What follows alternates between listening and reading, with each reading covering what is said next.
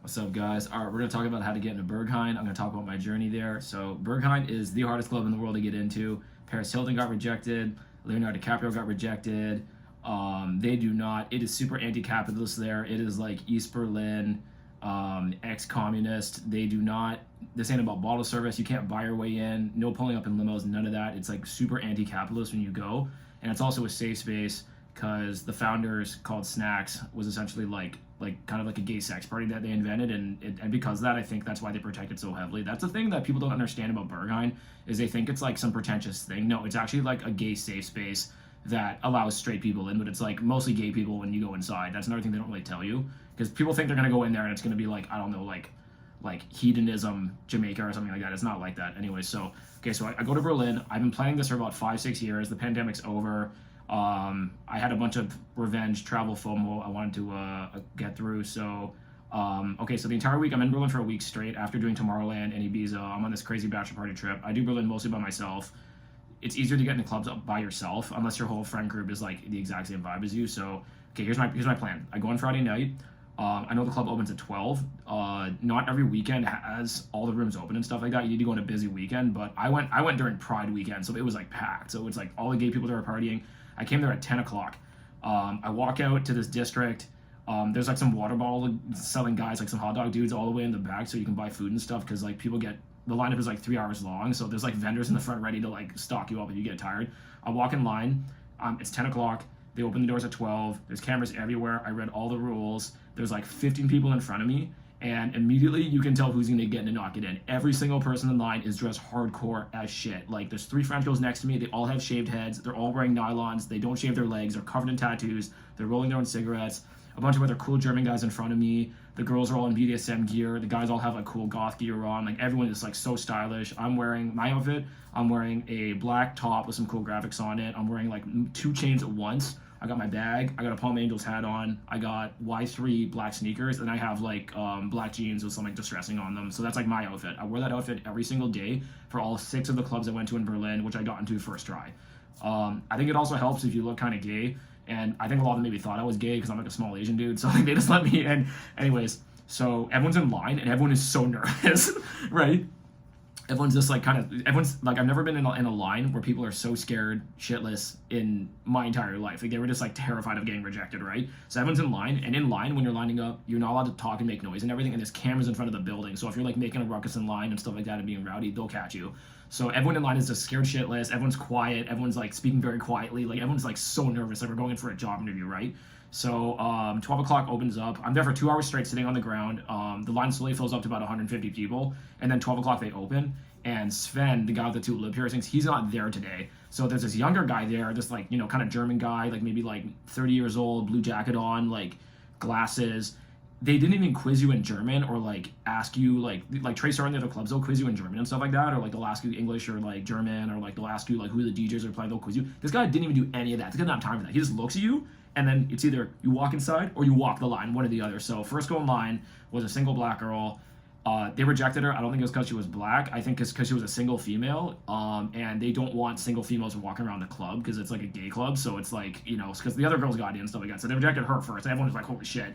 And then the gay couples all the gay guys got no problem. They all had the gear on. And then the couple in front of me was like a German guy and a German girl. And then they got in. And then I was in line. I'm like shitting my pants. He kind of looks at me closely, and then he's like, okay, you can go in. So I get in, and I'm so happy. I immediately go to the bathroom, and I'm like, because you can't have your phone in there, right? I'm like texting my cousins and my friends, being like, yo, dude, I got in, man. Like, I love you guys, man. Like, this is like I waited my whole life to go to this club. This is the techno pilgrimage. I'm so pumped up. So I walk into the club, and it's this beautiful Stalinist architecture. Like, people don't ever tell you about how beautiful the inside of the club is. It's this old electrical power plant that they converted, and the first floor has this huge coat check as everyone's changing into BDSM gear or just getting naked, because you can walk around the club butt naked in there, right?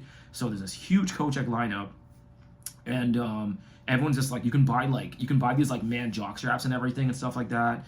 So everyone's had this massive, but I'm not gonna get naked or anything like that. So like I just walk into the club and I start walking around the building, Now there's multiple floors. So there's Panorama Bar, which is in the back, which has a bent over statue of Lady Gaga in like a doggy style position on the bar. And then there's like a DJ turntable deck thing hanging on chains. And then the giant glass windows that you can see the lineup out in front. So I went over to the line, and I'm actually just watching them reject people back and forth, and you can immediately see who's going to get into the club and who's like not going to get into the club, right? Because like the people who aren't dressed well or don't look the people who just look like average people, like they're not really about the lifestyle. They don't have any like hardcore like haircut, tattoo, piercings, and stuff. They're not getting in. Like you can't be like basic and get in. You need to look like hardcore, like you've listened to techno your whole life. And the reason why they're not trying to be pretentious. The reason why they don't want to let normal people into the club is because when you get inside the club, it's so crazy. It's like it's a gay sex club, and people are openly having drugs, doing drugs all over the place, having sex all over the place.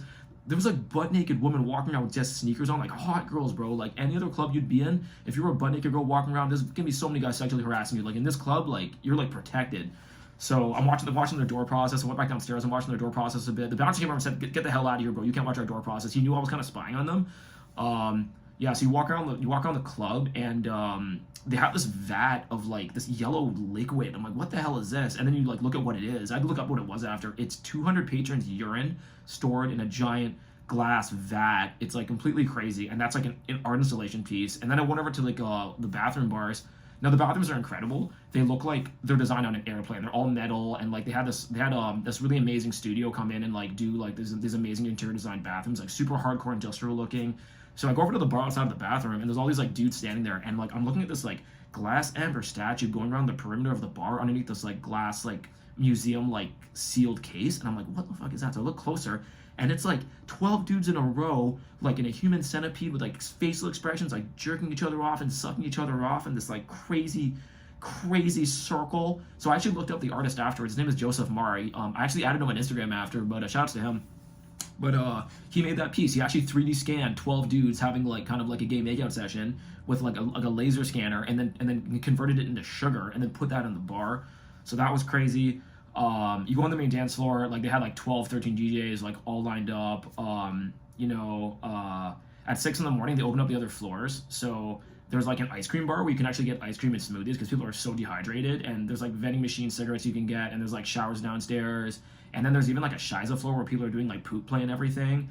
And then the dark rooms are the really crazy parts. I've never been to a club with a dark room in my life because it's my first time in a gay club. So I was like, what's this? I walk into a room, and there's this like 30 dudes in there with like these like leather like harnesses on, like in jock straps. You can buy jock straps downstairs for like, you know, euros. And then they're just like, it was almost like some like amoeba type like primal thing, because you can't see the people's faces. They don't give you like red lights or anything like that. So like the dudes are just kind of walking around like touching each other's like jock straps, trying to feel each other's dicks, and like and if they like it, they go in the back and they like kind of shag each other. And there were dudes in sex swings and just banging all over the place, and it was like super dark. So you go in there, it's kind of intimidating because there's a bunch of dudes that you don't know if someone's gonna grab your ass or whatever, and there's just a bunch of dudes like having sex in there. And then oh god, and then like I went, and then like at 6 in the morning they opened up the XXX floor. So you go down there, and this is why you have to stay in the club for like 30 hours, because they keep opening the floors sequentially. So you go down to the basement, and that's when the party gets really crazy, because that whole floor is just like bondage rooms. There's like glory holes and all sorts of weird cubicles and everything to have sex in. And that's where the Shaza floor was. And I went, there was this room, this glass room behind this paneled wall, and like I went in there, and I was actually kind of scared to go in there because I didn't know if someone's gonna like grab me or whatever, or like, you know, try to like make out with me or something. Like I'm like, you know, like way too crazy. So I go in there, and there's like dudes like having sex like all the way at the back. Like it's like this really skinny perimeter, maybe like 2 feet wide, 3 feet wide, behind the glass wall where the brick is reconstructed. And they're just back there, like everyone's just having sex. And then I went into the XXX floor, and like there was like some dude bent over with some like chick eating his ass like out in the open. There was like 60 people watching, and then they're at the bar getting drinks, and the XXX bar looks like super hardcore, and there's showers, and there's also dark rooms, and then like there's also cubicles everywhere. So like sometimes I'm walking around the cubicles, and I'm walking by, and like there's 2 dudes having sex in there, and it's like you just see so much like open sex, and people are doing drugs out in the open. Yeah, it's just like a really crazy club, bro. And so I went upstairs, I went to Panorama Bar, I got a couple of drinks, I met some cool German people, bought them some drinks, hung out a bit. They have no last call there, so you can drink all night long if you want. Also, if you're gonna go, bring cash, because like, or the ATM. Like I had brought like maybe 100 euros, and I spent it all just because like if you're gonna buy 1 drink an hour just to stay hydrated and keep going, like they only accept cash. So it's like, you know, but the drinks were like 8 euros. That's pretty reasonable. The cocktails are maybe like 9, 10. It was pretty cheap. Yeah, so then there's also like the back patio open that opens up at like 10 in the morning, but I didn't want to stay that long for that.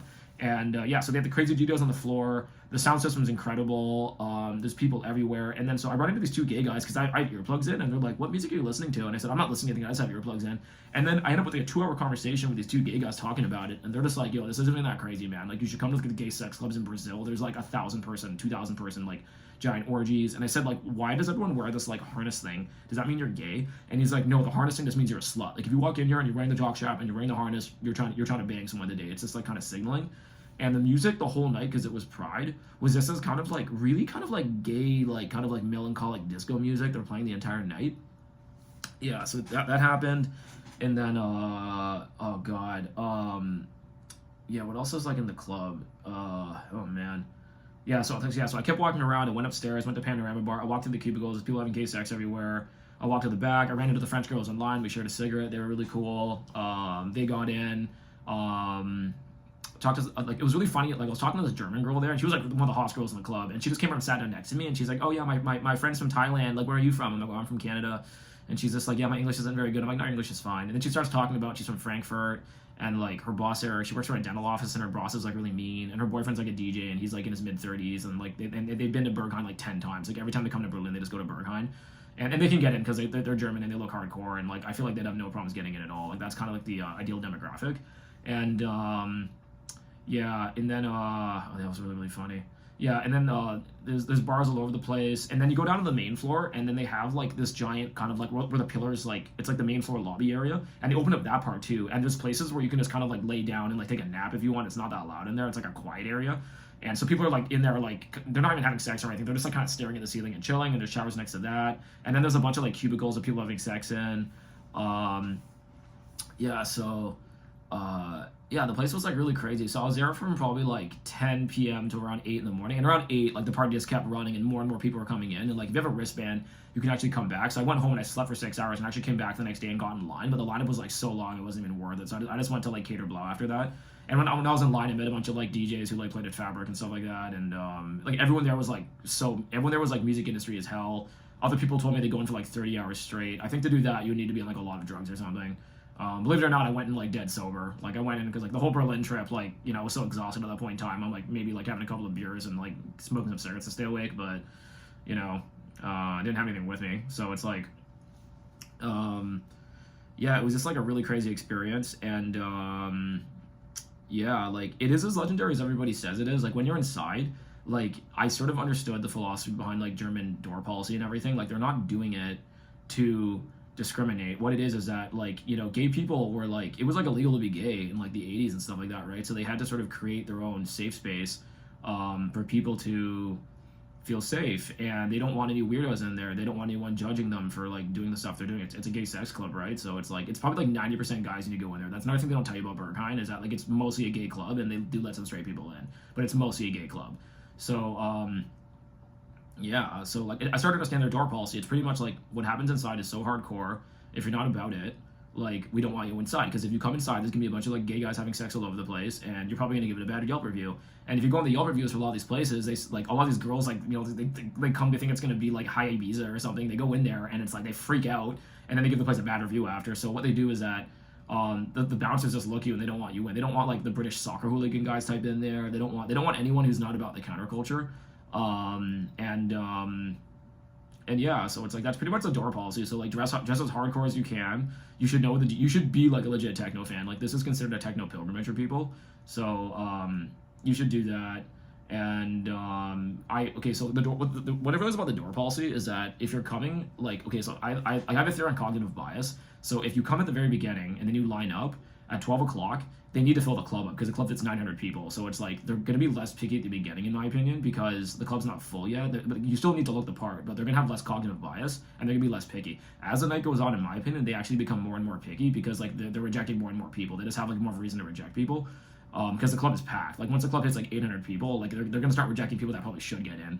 So a lot of people say you should just go at like 3 in the morning when the line is dead. That way, if you're going to get rejected, you can just walk to the front and get rejected.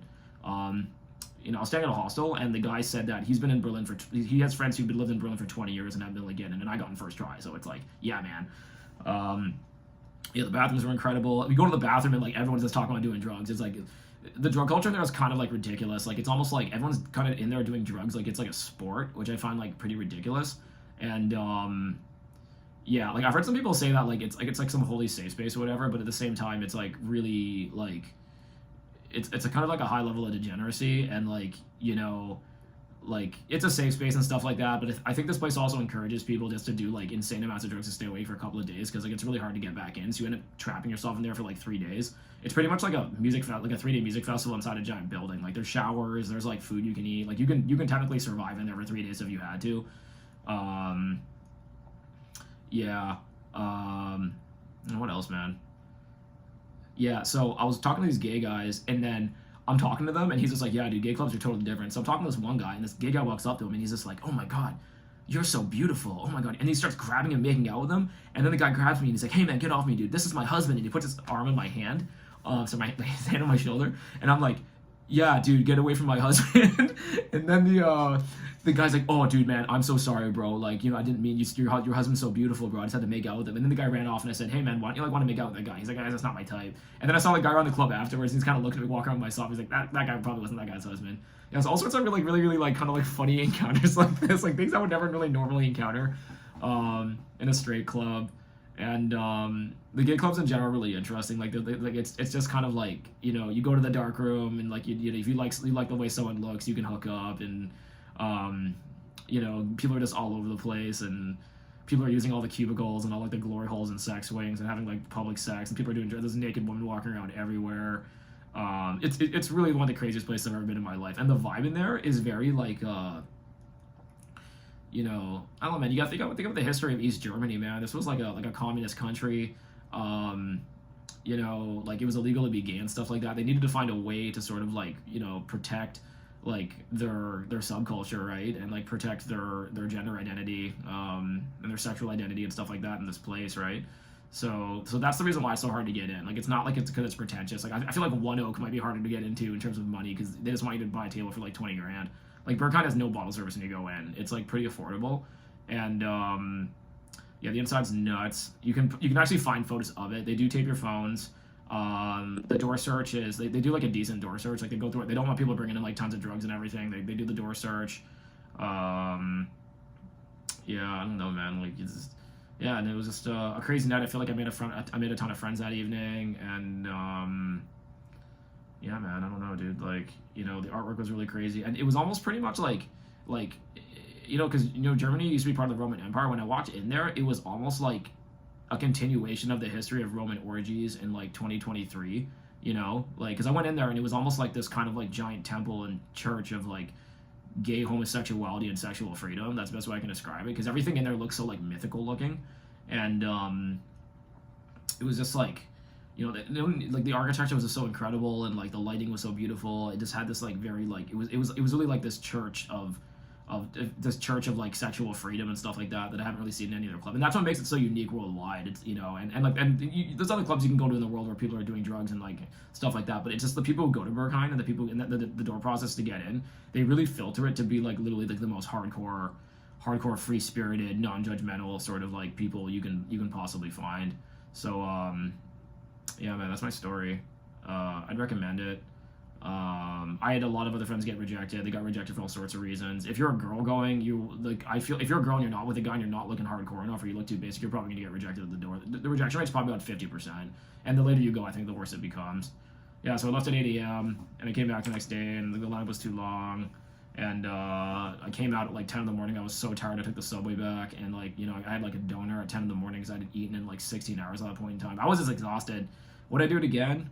Probably not, because it's so labor intensive to get in, and like I had to sit in line on the like there's no chairs. You have to sit. There's like a bunch of bars at the front, like crowd barrier bars, and I was sitting on those for like almost 2 hours on the concrete, smoking cigarettes with these French girls, waiting to get into this place just so I could witness all this crazy stuff and like talk about it on this vlog.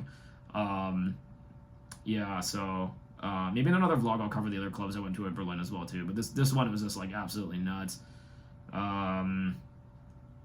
Yeah, man. So yeah, dress hardcore, prepare to get rejected, arrive early, bring cash, prepare to do at least like 10 to 12 hours. And you don't have to stay for the whole thing, but the place is just really incredible. If you want to see all the floors, you got to stay to like almost 10 in the morning.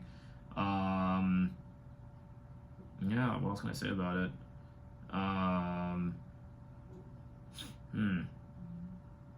yeah, I think that's all I can remember, honestly. But yeah, yeah, guys. So yeah, if you have any questions, let me know. And yeah, that's it.